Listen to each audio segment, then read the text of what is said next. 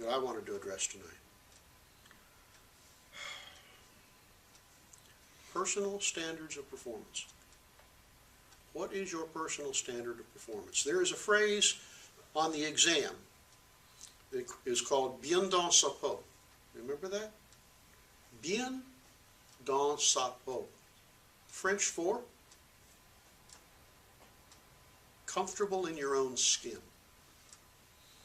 That you're not nervous, you're not unsure, that you are confident but quietly so. And you can see people that are that way. And you've also, I'm sure, seen people who are kind of, it doesn't take much and they get kind of antsy. They get kind of worried about that and worried about that. Bien dans sa peau means you're never worried. You're never worried. You may be a little concerned about this. I'll have to make sure I take care of that.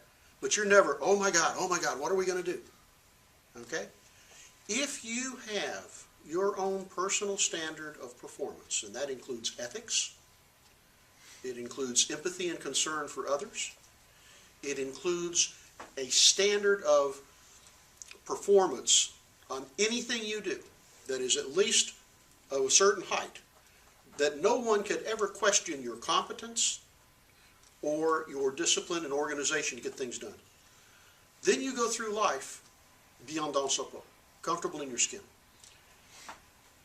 If you don't have that, you will be nervous, frightened, easily challenged, and very easily moved to anger and other stupid moves. If you don't maintain some personal standards of excellence, you are opening yourself up to be destroyed. Your competition will destroy you, your employees below you will destroy you, and when you fail the upper management people above you, they will destroy you. But when you can walk in and somebody says, so how'd you do on this? You say, here it is.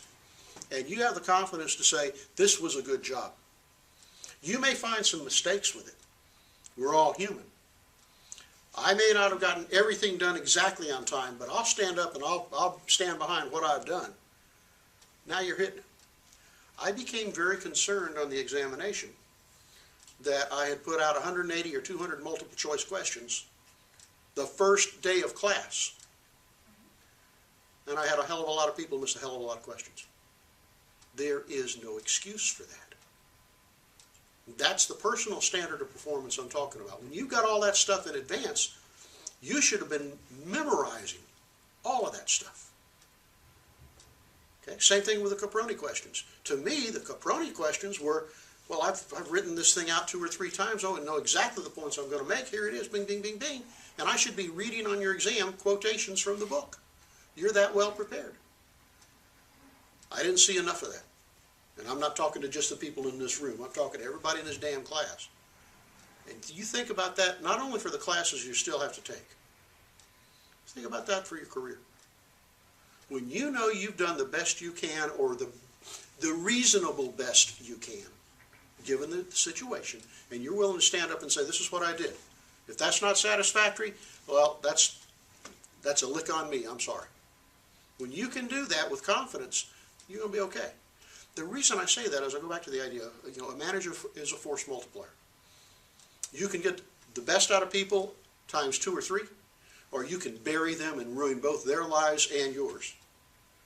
But more importantly, when you or I are responsible for other people that work for us, we are responsible for whether they get a promotion, whether they get the opportunity to travel, to go on for more education. We are at a juncture, at a leverage point, where we can make their lives infinitely better, or either through our ignorance or our simple just failing to pay attention, we can ruin their lives. And that kind of responsibility means we have to have a very high personal standard of excellence so that we don't let them down, at least the good ones that we run across. I think about that when I teach. I meet some of the finest people. The best friends I have in the world today, are former students. I meet some of the most wonderful people in my life in the classroom. And it is critically important to me that they don't ever suffer because of something I failed to do or did wrong. You and I have to have that attitude whenever anybody's working for us. You're not just a manager. you are now taking care of these people's lives. And to me, you can't do enough for the good ones because they're too damn rare. And there are some sorry ones that you don't owe them much of anything. But there's an awful lot that are right in the middle, what we call on the margin. And you can make or break them. And you cannot do that effectively if you're doing your own job half-assed. If you've got a set of very low standards, don't expect other people to have high ones. And then you will be responsible for ruining people's lives. In the military, if you didn't do your job with great conscientiousness and take very good care of your people and huge attention to detail, people died. Now, it's not quite that bad in civilian work, for the most part, but your lack of personal standards, your lack of personal integrity, your unwillingness to come in early, stay late, and work on weekends doesn't just affect you. It affects the people that work for you.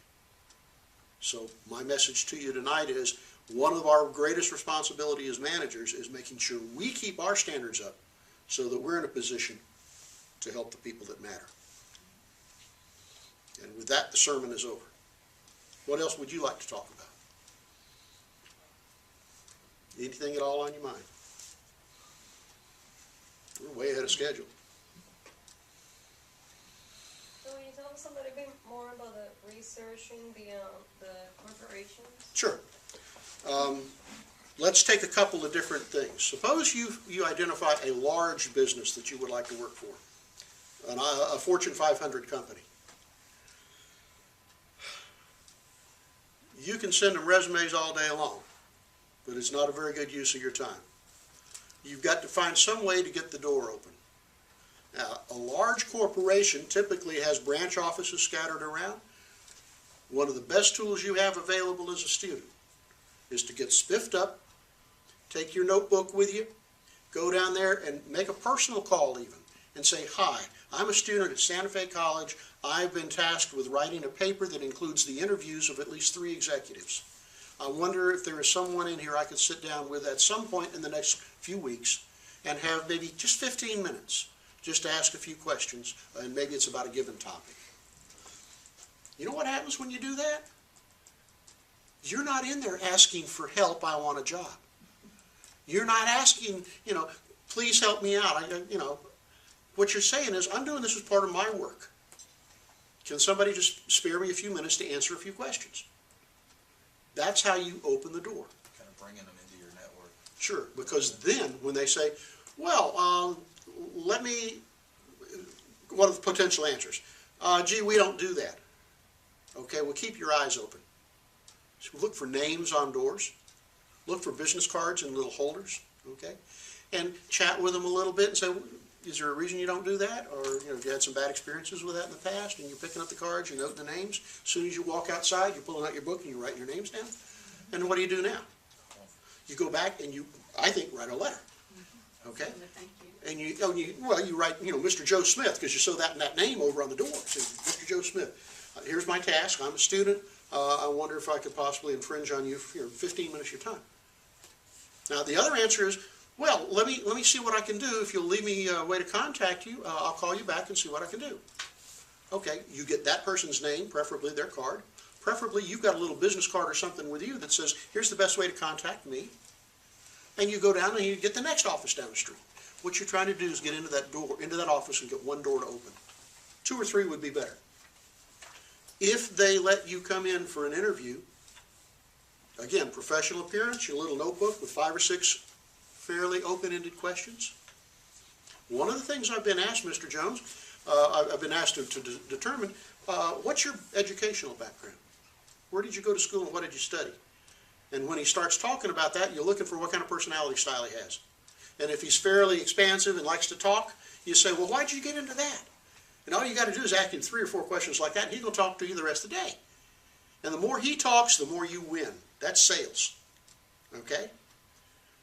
You're taking notes the whole time. Another question, well, how did you come to work for this company? What positions have you held in this company? What do you think is the biggest key to success in this company? You ask a few questions like that. Now, granted, you're going to run into people who don't want to talk to you, who aren't very communicative. But you ask those questions from the right people, you'll have a relationship. And once you've got all that together and you're saying thank you very much and you're out the door, within 24 hours you're writing them a thank you note, handwritten, no email, handwritten on nice stationery with an unusual stamp on it because it's an eye catcher. Oh, what the hell is this? Oh yeah, that's that person I talked to the other day. Now you've got the door open. Even the largest corporations, you're trying to find the offices that you can get into. If you're going to a local business, a smaller business, and you're trying to get in, it's the same idea. Except your questions are going to change, your approach may change a little bit. If you were going into some of the businesses in Gainesville, you don't need to go in there in a coat and tie. But it would probably behoove you to go in there with a shirt and tie. Short sleeve shirt's okay in that case. And then you're going to say, I see that this is your business, and I've been doing a little reading. I understand you started your business back in 1985, and you started out with 4 people, and now you've got 27. Well, immediately what's happened? Nobody has ever walked into their office and recognized them for that before. Nobody. So immediately you're the golden child. You're like, oh yeah, that's right, that's me. And now you ask them your questions, okay? And you get them talking. And once you create that relationship, you take it in the direction it seems to want to go. But one of the things you're looking for is, and the closing question every time you leave, this has been a wonderful interview, Mr. Smith. I really enjoyed it. It's been extremely helpful. I've got to do 2 more interviews like that. Could you recommend or refer me to someone who would be as helpful as you've been? What are you doing now? You're getting him to open the damn door. And bingo, there you go. And everyone you finish with, you're asking. This is one of the best interviews I've ever had. You have been so very helpful and very candid with me. I really appreciate that. I still need to do 1 more interview. Could you recommend or maybe even refer me to one of your colleagues who you think would be willing to spend some time with me? Now, along with all of that comes rejection, right? What happens in sales? People say no. So you may not get in. You may get into him and say, well, I hate to send people over to my friends for something like that. Oh, no, I don't want you to do anything that makes you feel uncomfortable. I appreciate that. And you get the hell out of there, and you go knock on another door. If you spent a year doing that in this program, and you did that just once a month, and you didn't have a job by the time you finish this program, I'll kick your ass. I'll get Hunter to help me because he's bigger than I am. But, okay? I'm sorry? So I'm a peaceful individual. Okay. I really believe that. And y'all don't believe me, huh? My point is, It's a progression. how many people do you think go out looking for jobs like that? Not me. No way. How many Virtually people have the none. courage to assert themselves like that? Now think about some of the other opportunities. The SOM Student Association. When we bring in a speaker, Mr. Oliveri tonight, all right? Wouldn't it be worth your time if you have not yet met him? Not necessarily to try to corral him tonight, but to say, you know, Mr. Oliveri, can you tell us where your office is? I'd like to stop by and chat sometime. And him you can email, because you got a little closer informal connection. And so you go to his office and say, I want to know about your background. I heard a lot about you, or I enjoyed your talk. I wanted to follow up on this. Can you tell me something about the course? I'm thinking about taking the finance course either next term or after that. Have you got a syllabus I could look at? What's the toughest part of your course? What do students have the most trouble with? You got any advice on how I can get ready to take your course? What are you doing? You're building that communication. You're trying to get him to open up and talk to you. When we have speakers come in from off campus, the last thing you want to have happen is for them to leave and you never talk to them. You didn't just talk to them. You got their business card if they had one. If they didn't have one, then you got their information down.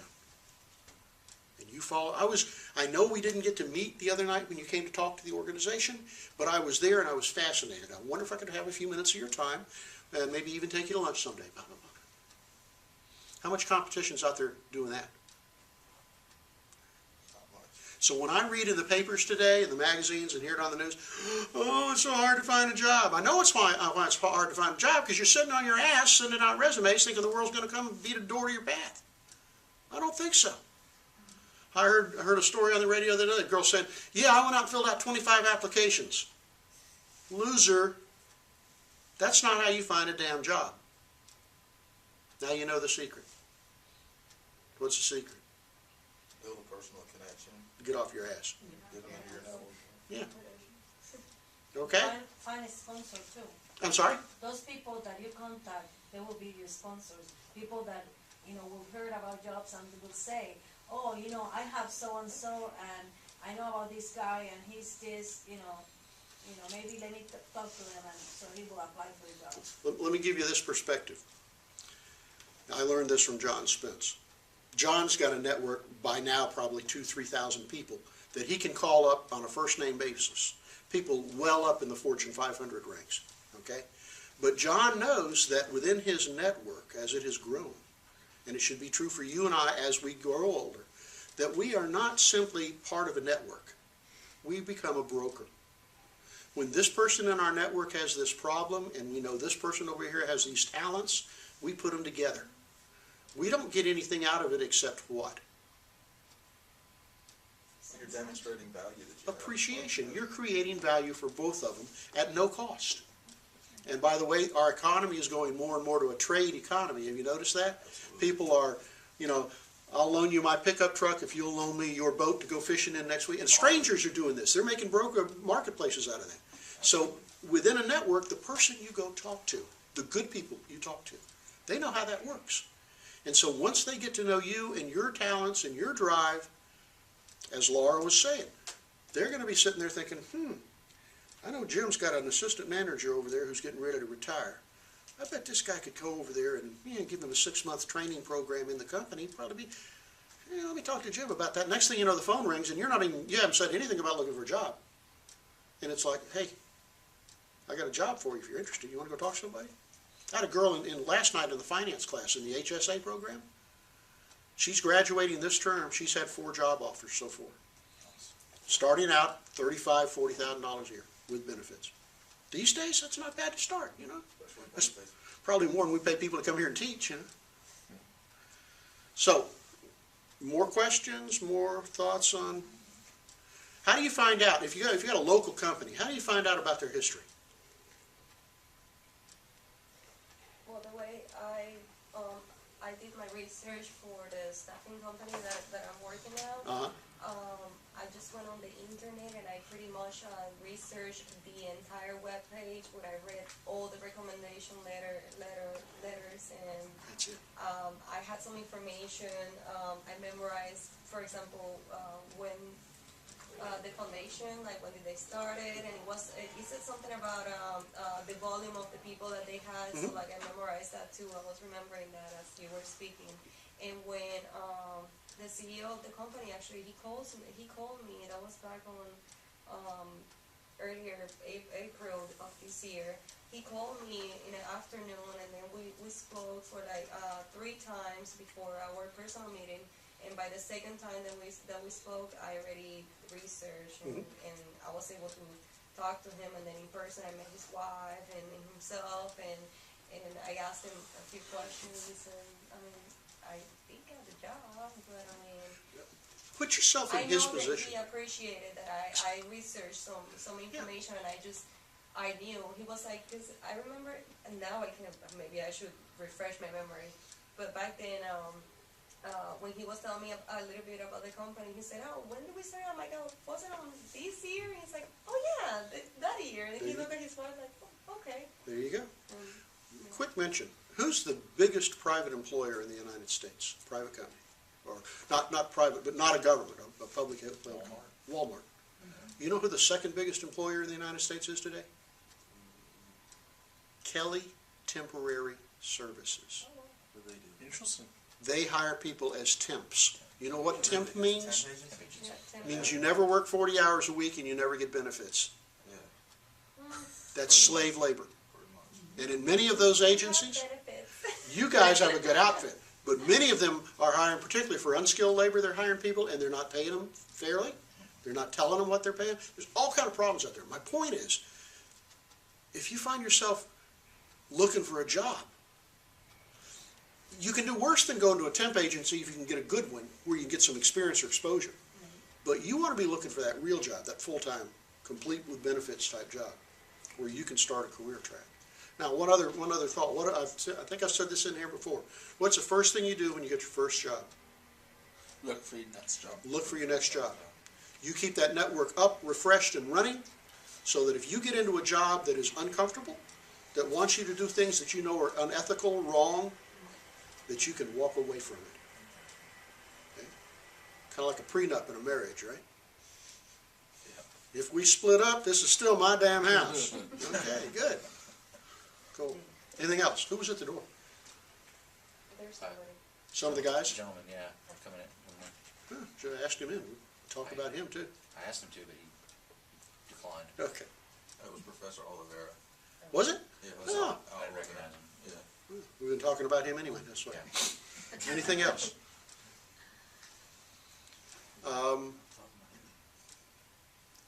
Most of you have been here every meeting.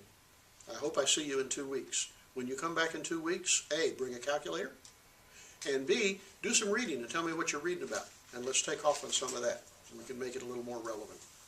There's nothing worse than reading a management textbook, except reading an economics textbook. They're I boring like and these a lot gross. better than the economics books. Yeah, I wouldn't say a lot, but they're marginally better, yeah. Okay, anything else? Thank you, bye.